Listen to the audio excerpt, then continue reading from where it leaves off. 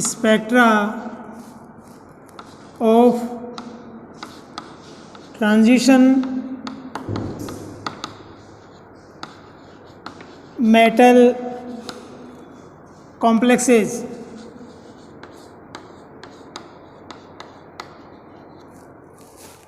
Transition metal के जो complex compound है उनके इलेक्ट्रॉनिक स्पेक्ट्रा के बारे में हम स्टडी कर रहे थे। कल हमने इसका फर्स्ट पार्ट स्टडी किया था। आज सेकंड पार्ट में हम उसी के आगे कंटिन्यू करते हुए, तो कल हमने देखा कि इलेक्ट्रॉनिक स्पेक्ट्रा क्या होता है। तो इस इलेक्ट्रॉनिक स्पेक्ट्रा के बारे में हमने क्या समझा कि जब लोअर एनर्जी लेवल से हायर एनर्जी लेवल के बीच में E1 ये लोअर एनर्जी लेवल और E2 हायर एनर्जी लेवल ये इलेक्ट्रॉनिक एनर्जी लेवल है। इनके बीच में जब इलेक्ट्रॉन का ट्रांजिशन होता है और इस ट्रांजिशन की वजह से हमें जो स्पेक्ट्रा प्राप्त होगा उस स्पेक्ट्रा को हम कहेंगे इलेक्ट्रॉनिक स्पेक्ट्रा या इलेक्ट्रॉनिक ट्रांजिशन स्पेक्ट्रा, या उसी के लिए हम टेक्नोलॉजी यूज करते हैं UV spectra, ultra violet visible spectra, क्योंकि ये इलेक्ट्रॉनिक ट्रांजिशन मुख्य रूप से अल्ट्रा वायलेट और विजिबल रेडिएशंस की वजह से होता है। तो इस प्रकार से हमने इंट्रोडक्शन देखा था कि इलेक्ट्रॉनिक स्पेक्ट्रा कैसे बनेगा। तो इलेक्ट्रॉनिक स्पेक्ट्रा के लिए हमें क्या पता होना चाहिए कि इलेक्ट्रॉन का ट्रांजिशन कौन से एनर्जी लेवल्स के बीच में हो रहा है। जब हम ट्रांजिशन मेटल के कॉम्प्लेक्स कंपाउंड की बात करते हैं तो जो ट्रांजिशन मेटल के कॉम्प्लेक्स कंपाउंड की स्टडी हमने किया तो वो स्टडी हमने की VBT कंसेप्ट के अकॉर्डिंग और फिर CFT के अकॉर्डिंग। और हम क्या कहते हैं कि VBT की तुलना में CFT ट्रांजिशन मेटल के कॉम्प्लेक्स कंपाउंड की प्रॉपर्टीज़ को ज़्यादा सही तरीके से एक्सप्लेन कर सकती है। तो जब इस CFT को हमने पढ़ा तब हमने इसमें क्या जाना कि कॉम्प्लेक्स कंपाउंड के अंदर जो मेटल आयन है उस मेटल आयन के d ऑर्बिटल, ये d ऑर्बिटल इस प्रकार से स्प्लिट हो जाते हैं और दो प्रकार के एनर्जी लेवल बना लेते हैं, लोअर एनर्जी लेवल और हायर एनर्जी लेवल। ये स्प्लिटिंग लिगेंड के इंटरेक्शन की वजह से हुआ और ये जो ऑर्बिटल हैं उन्हीं ऑर्बिटल के अंदर बाद में जो d के इलेक्ट्रॉन्स हैं उनका रीअरेंजमेंट होता है। तो जब हम इलेक्ट्रॉनिक स्पेक्ट्रा के अकॉर्डिंग स्टडी करना चाहते हैं ट्रांजिशन मेटल के कॉम्प्लेक्स कंपाउंड की, तो वहाँ पर ये जो एनर्जी लेवल हमने E1 और E2 लिखा है ये इन जनरल क्या होनी चाहिए, ये वाले। ये नीचे वाले भी d ऑर्बिटल हैं और ऊपर वाले भी d ऑर्बिटल हैं।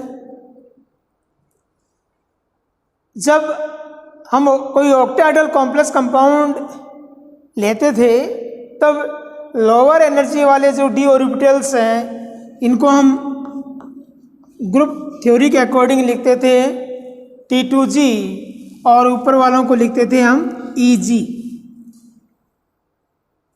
उस कंडीशन में हम क्या कहेंगे कि जो इलेक्ट्रॉन का ट्रांजिशन है वो T2g से Eg में होगा।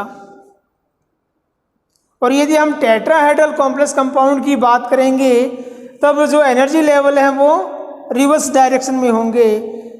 लोअर एनर्जी लेवल है वो E से रिप्रेजेंट किए जाएंगे और जो हायर एनर्जी लेवल है वो T2 से। ये triply degenerate d orbital dxy, dyz, dzx और ये Eg G for gerade symmetric condition के लिए doubly degenerate d x square y square और डी जेड स्क्वायर। यहाँ पर ये डी कौन कौन से हैं, d x square y square और डी जेड स्क्वायर, और ये डी कौन से हैं, d x y, d y z, d z x. तो इस प्रकार से जो ट्रांजिशन मेटल की कॉम्प्लेक्स कंपाउंड है, उन कॉम्प्लेक्स कंपाउंड के इलेक्ट्रॉनिक स्पेक्ट्रा के प्रोड्यूस होने का एक रीजन है क्या हुआ, डी से डी में इलेक्ट्रॉन का संक्रमण। तो उसमें कंडीशन क्या चाहिए कि दो अलग अलग एनर्जी लेवल वाले डी ऑर्बिटल हों, और नंबर 2 वहाँ पर इलेक्ट्रॉनिक ट्रांजिशन की कंडीशन होनी चाहिए। वो इलेक्ट्रॉनिक ट्रांजिशन की कंडीशन क्या हो, नंबर 1 इलेक्ट्रॉन हो, और नंबर 2 उन इलेक्ट्रॉन के संक्रमण करने की, ट्रांजिशन करने की पॉसिबिलिटीज़ हों। अगर यहाँ पर कोई भी इलेक्ट्रॉन नहीं होगा तो इलेक्ट्रॉनिक ट्रांजिशन होगा ही नहीं, और यदि ये दोनों ऑर्बिटल स्टेबल हो चुके हैं इलेक्ट्रॉनिक कॉन्फ़िगरेशन के अकॉर्डिंग, तो भी इलेक्ट्रॉनिक ट्रांजिशन की प्रोबेबिलिटीज घट जाती है, काफ़ी कम हो जाती है। उस कंडीशन में डी से डी में इलेक्ट्रॉन का ट्रांजिशन नहीं होगा। तो जब डी से डी में इलेक्ट्रॉन का ट्रांजिशन नहीं हो सकता, तो क्या उस समय या उस तरह के जो कॉम्प्लेक्स कंपाउंड हैं वो इलेक्ट्रॉनिक स्पेक्ट्रा शो नहीं करेंगे?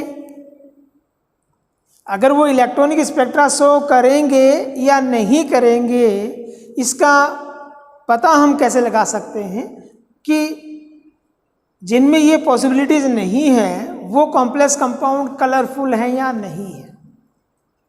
तो हम क्या देखते हैं कि काफ़ी ऐसे कंपाउंड भी कलरफुल हैं जो इन कंडीशंस के अकॉर्डिंग नहीं होते हैं।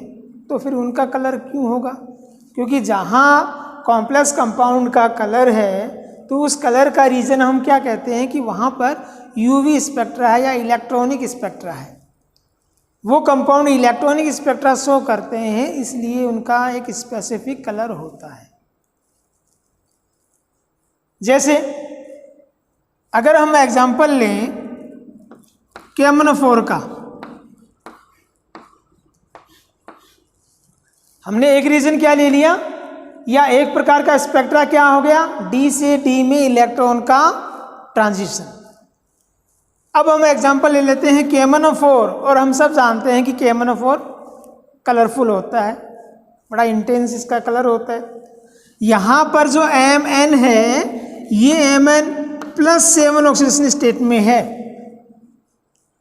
इस +7 ऑक्सीडेशन स्टेट में जब हम इसका वैलेंसी सेल का इलेक्ट्रॉनिक कॉन्फ़िगरेशन देखेंगे तो नॉर्मल कंडीशन में इसका वैलेंसी सेल का कॉन्फ़िगरेशन होता है 3d5 4s2।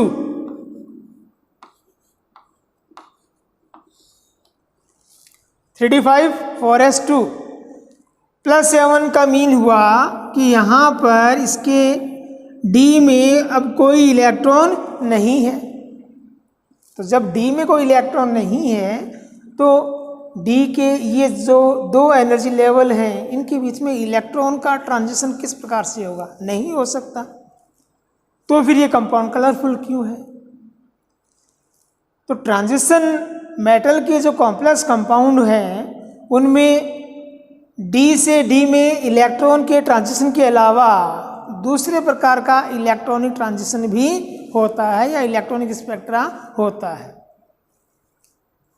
वो जो इलेक्ट्रॉनिक ट्रांजिशन है वो यहाँ पर जो ऑक्सीजन है जो इलेक्ट्रॉन रिच है यहाँ से Mn की तरफ होगा, क्योंकि Mn के जो ऑर्बिटल्स हैं वो खाली हैं, वहाँ पर इलेक्ट्रॉन आ सकते हैं। तो वो इलेक्ट्रॉन का ट्रांसफ़र होगा कहाँ से कहाँ तक, O से Mn+7 की तरफ।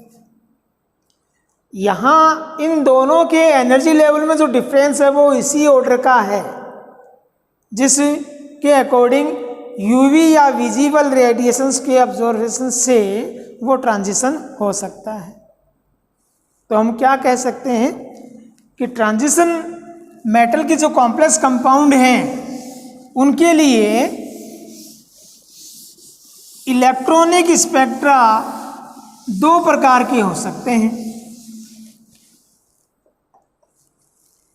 ये इलेक्ट्रॉनिक स्पेक्ट्रा ट्रांजिशन मेटल की कॉम्प्लेक्स कंपाउंड के लिए दो प्रकार के हो सकते हैं। कौन सा? एक हो गया D to D electronic transfer या ट्रांजिशन स्पेक्ट्रा या DD स्पेक्ट्रा बोल देते हैं।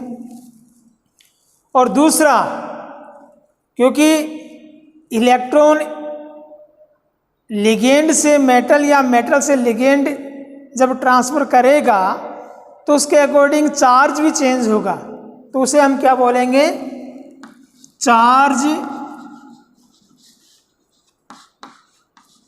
Transfer spectra, charge transfer spectra. तो ट्रांजिशन मेटल के कॉम्प्लेक्स कंपाउंड में इलेक्ट्रॉनिक स्पेक्ट्रा दो प्रकार के हो गए, D to D electron transfer spectra और चार्ज ट्रांसफर स्पेक्ट्रा। ये जो चार्ज ट्रांसफर स्पेक्ट्रा हैं ये भी दो प्रकार के होते हैं। एक metal to ligand charge transfer और दूसरा ligand to metal charge transfer. तो ट्रांजिशन मेटल के कॉम्प्लेक्स कंपाउंड में या तो इलेक्ट्रॉन का ट्रांसफर मेटल आयन के एक प्रकार के d ऑर्बिटल से दूसरे प्रकार के d ऑर्बिटल के बीच में होगा, या उस कॉम्प्लेक्स कंपाउंड में इलेक्ट्रॉन का ट्रांसफर मेटल से लिगेंड में होगा या लिगेंड से मेटल में होगा। इन कंडीशंस के अकॉर्डिंग जब इलेक्ट्रॉनिक ट्रांजिशन होगा या इलेक्ट्रॉन का संक्रमण होगा तो उस कंडीशन में उस संक्रमण के लिए अगर वो इलेक्ट्रॉन विजिबल रेंज की रेडिएशंस को ऑब्जर्व करते हैं तो वो कंपाउंड हमें कलरफुल दिखाई देंगे। तो कॉम्प्लेक्स कंपाउंड के कलरफुल होने का रीज़न क्या हो गया कि वो इनमें से किसी एक प्रकार का इलेक्ट्रॉनिक ट्रांजिशन या इलेक्ट्रॉनिक स्पेक्ट्रा शो करते हैं और इस इलेक्ट्रॉनिक स्पेक्ट्रा के लिए जो रेडिएशंस वो ऑब्जर्व कर रहे हैं वो विजिबल रीजन की हो या विजिबल रीजन से जस्ट पहले की है तो भी हो सकता है कलर शो करे।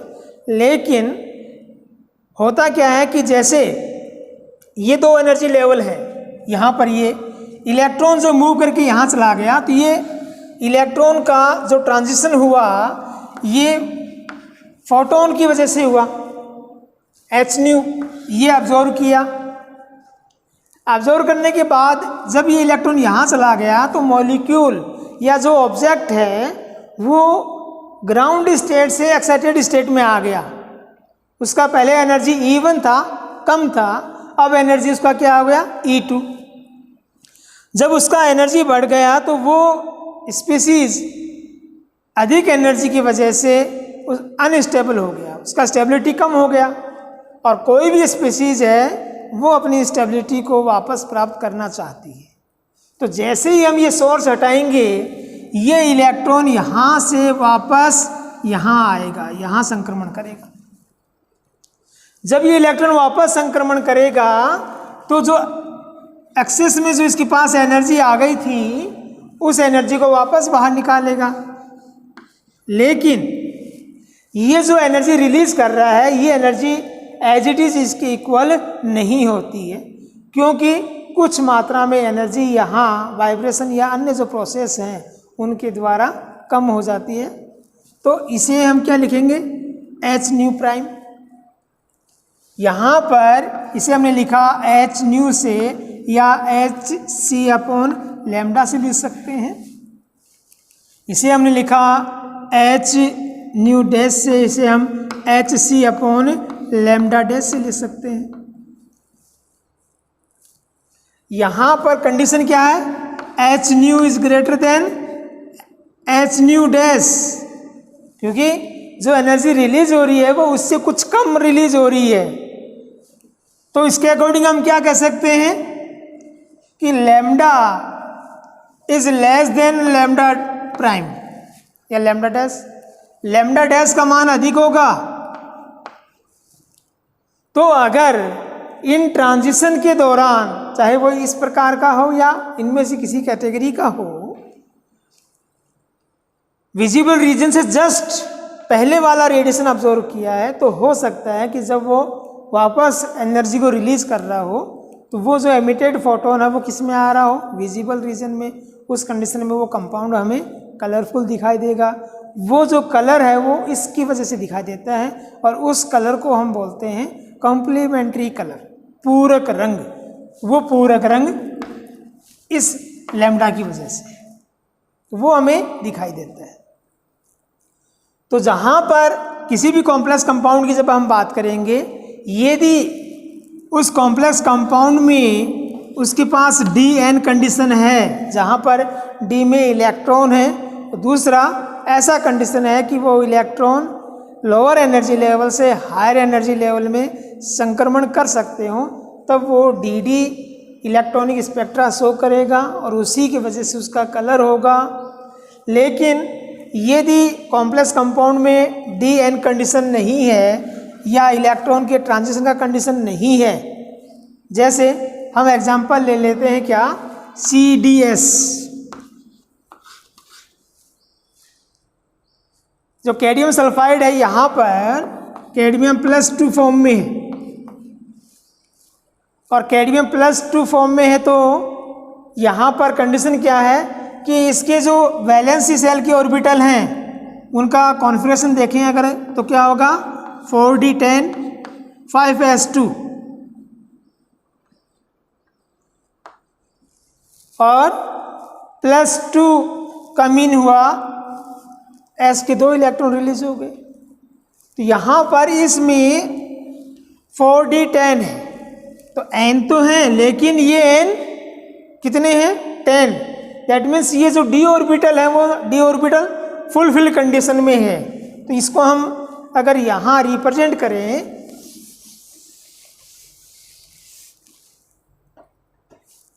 तो इस प्रकार का कंडीशन होगा।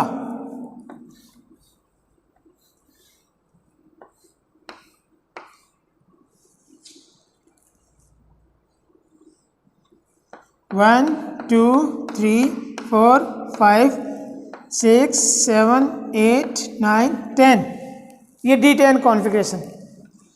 जब स्प्लिटिंग होगा और उस स्प्लिटिंग से हायर एनर्जी वाले और लोअर एनर्जी वाले ऑर्बिटल्स बने,